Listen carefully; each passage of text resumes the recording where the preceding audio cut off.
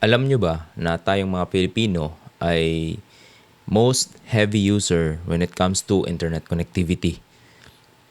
Ginagamit natin ito para sa kapag-communicate ng mga pamilya natin, kaibigan, or maki-chismis. So, yun yung mga adaptation natin sa internet.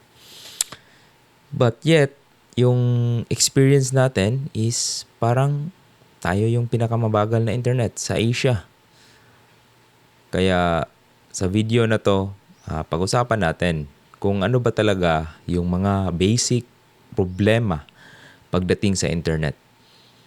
Sa ibang lugar, yung internet nila ay kasama na sa kanilang utilities. Habang dito sa Pilipinas ay, yun nga, binibenta natin, marami tayong service provider.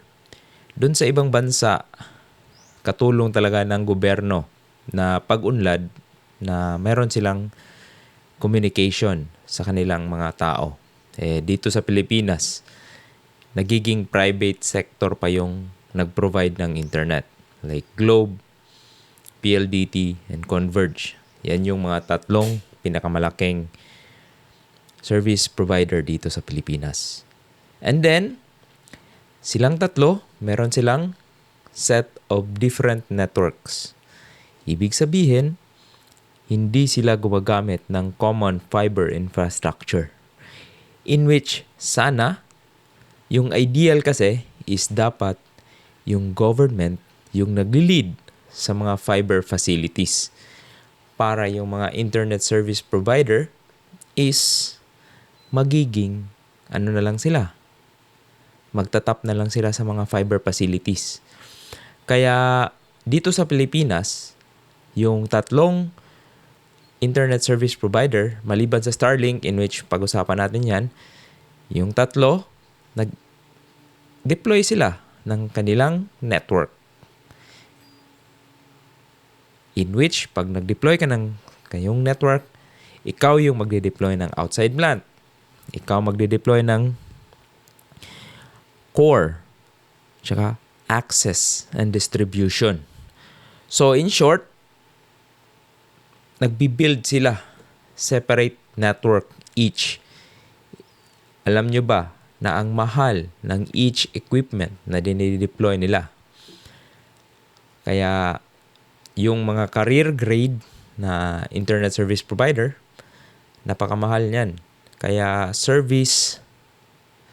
yun. Yung negosyo kasi, yung style is pinapasa mo lang yan sa mga consumer mo or customer. Kaya mahal yung internet connectivity ng Philippines kumpara sa other network, other countries.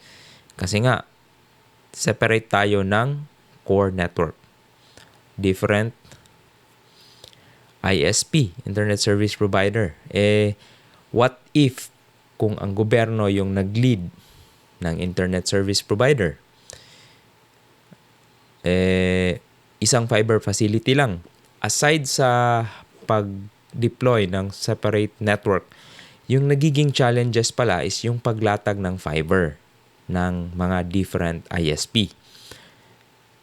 Alam nyo ba na kung maglalatag ka ng fiber, mag-cross yan sa private property, then magbabayad ka ng right of way. So, isa yan sa napakamahal. Aside yan is yung permitting. Hindi ka basta-bastang pwedeng maglatag ng fiber pagdating sa poste lang. Kasi kung magtatap ka ng fiber sa poste, kailangan mo ng permit dyan ng electric company. Mapa Veco or ano man yan yung ano. Basta as long as gumamit ka ng other owner facilities, magre-rent ka talaga. Maliban dyan sa mga small ISP na hindi ko lang alam kung meron silang mga joint pole agreement, GPA yung tawag niyan. Yan yung pagtatap ng pole. So, doon pa lang sa sinasabi ko, yung fiber, ang laki na ng gastos. Sa 1 kilometro, ilang milyon na yan. Permit, kable, yan. Tapos, itong Pilipinas is geographical. Ibig sabihin, marami tayong isla. Sa Visayas pa lang, meron tayong 4. 5. That's Panay, Negros, Cebu, Bohol, Leyte, Samar. 6. So, sila yung major islands sa Visayas. How about the Mindanao? Isa lang, South Luzon. Yan. So, si Visayas, yun yung mga napakaraming isla. Paano mo ba pinapakross yung mabilis na internet connection sa mga isla? Gagamit ka na naman ng submarine cable. Yung submarine cable is yan yung mga ginagamit sa fiber optic cable na nilatag nila ilalim sa dagat para makatawid yung high-speed internet mo. Bakit fiber? Yung fiber optic cable, napakalaki na ng bandwidth compare sa mga microwave radio tsaka any other medium. So for now, the best medium na mabilis yung internet connectivity is fiber optic cable, in which mahal rin yan pagdating sa submarine. Kasi yung submarine cable is well armored kasi nilalatag lang yan sa seabed. By the way, na-share ko yung information na to sa experience ko of 2 decades as a network engineer. So, this is an educational course para lang malaman nyo kung gaano kamahal i-operate yung internet service provider. Kasi meron ngayong nagsusulputan na mga mini ISP, sila ay palang nagre-resell rin. Pero in reality, yun yung tatlong malalaki, yung Globe, PLDT, tsaka Converge. Paano mo masabi na ikaw ay isang internet service provider? Meron kang sariling ASN number. So, that's ASN. Yan yung identity mo sa network, sa internet, sa public internet. Meron ka ring set of public IP address na binibili mo yan sa APNIC. So, Asia Pacific, something. So, doon mo siya makukuha, yung dalawa. Yung ASN, tsaka yung IP address. Aside dyan, magre-rent ka pa ng mga peering. So, mga GIX, doon yung cross-connection point na pwede kang mag-cross ng other network. Kasi yung internet, kung sasabihin mo, si PLDT, si Globe, si Converge. Sa Pilipinas, may 3 tayong network. Maliban sa Rise, yung mga malalaki, meron ring Infinivan, in which, tinatawag rin nilang ISP. Yan nga, 3. Sila ay merong set of IP address na public. Bago ka makalabas sa network mo, makicommunicate sa Google, Facebook, YouTube, you need to have a public IP address para makakarating yung communication between user to the server. Yan lang naman yung purpose ng internet service provider. Provide the connectivity between the user and the server. So, ganun lang siya ka-simple. Pero bakit nga ba ang pangit ng customer experience minsan? Number 1 is yung fiber optic cable, since hindi siya na normalized or hindi siya supported sa gobyerno. So, si telco is naglalatag sa ilalim ng daan. Meron rin kasi tayong tinatawag na underground cable na binibury natin.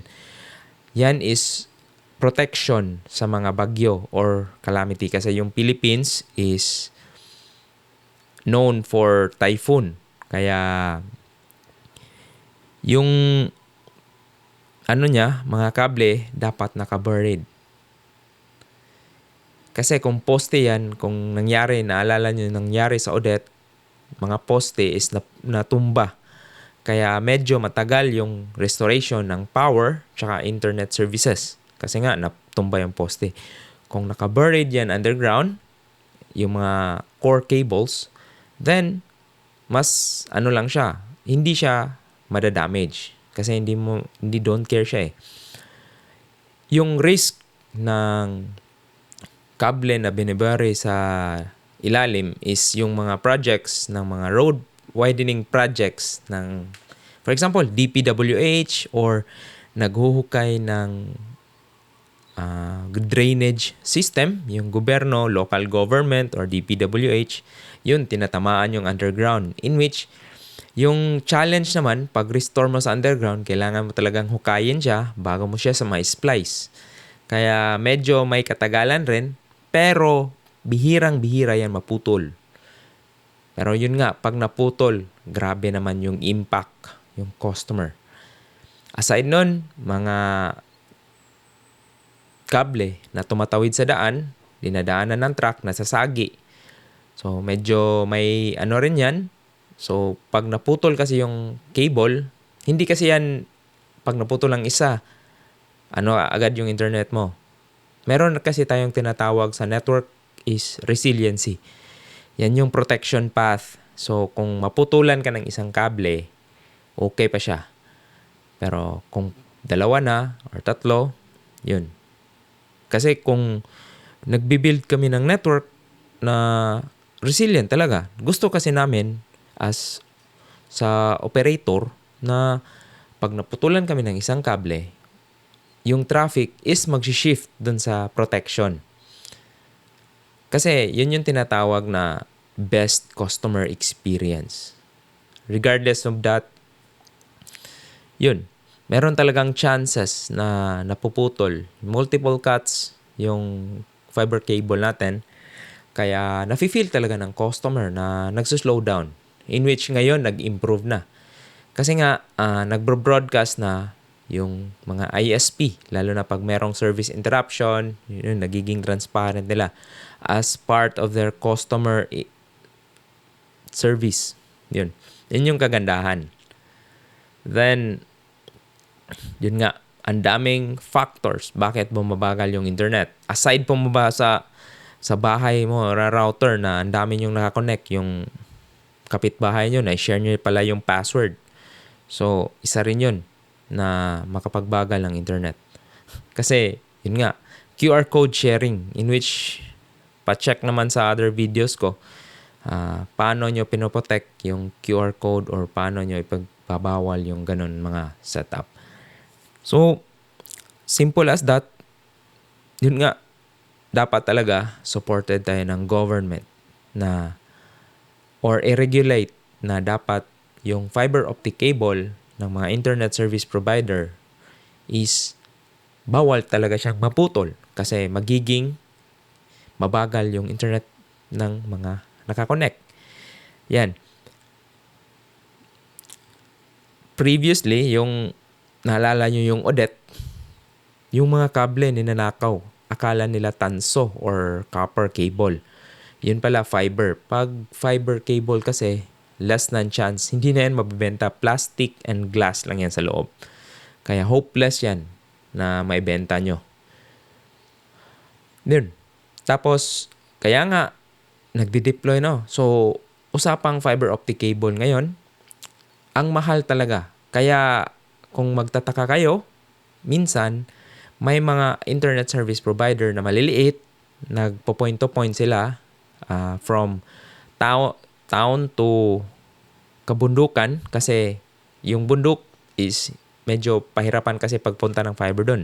Unlike sa microwave or point-to-point links na sinesend nila doon. Kumukuha sila ng malalaking bandwidth, tinatapon nila sa bukid, piso wifi, yun. Kaya mas madaling mag-extend ng wifi internet kumpara sa mobile signal. Kasi yung mobile signal is kailangan mo talaga ng fiber connectivity para mas enhance 5G. Kaya yun, yung reachability ng mga remote areas, mahirap talaga magkaroon ng fiber. Pero hindi naman sa sinasabi natin na wala talagang pag-asa. Meron kasi tayong mga rollout na upcoming na tinatarget na natin yung mga reachable areas. So hopefully, ganun. Ninanakaw yung kable, sagi ng truck, putol. Ano pa? Lahat ng factors. Nasusunog. Pag nasunog pala yung poste, kasama yung fiber cable. So, madali lang yan matunaw. Then, aside from that, electrical discharge. Yung electrical discharge, pag yung kurente is live, tapos nadikit dun sa fiber, may tendency matunaw talaga yung fiber optic cable. Hindi, ito yung mga sinasabi natin na mga factors na outside sa ISP or hindi hawak ng ISP. Kasi si ISP as operator, nire-restore lang nila regardless kung anong nangyari. Pero may mga chances talaga na wala. Pero yung mga consumer, biniblame agad. Ang pangit ng Globe, ang pangit ng PLDT, ang pangit ng Converge.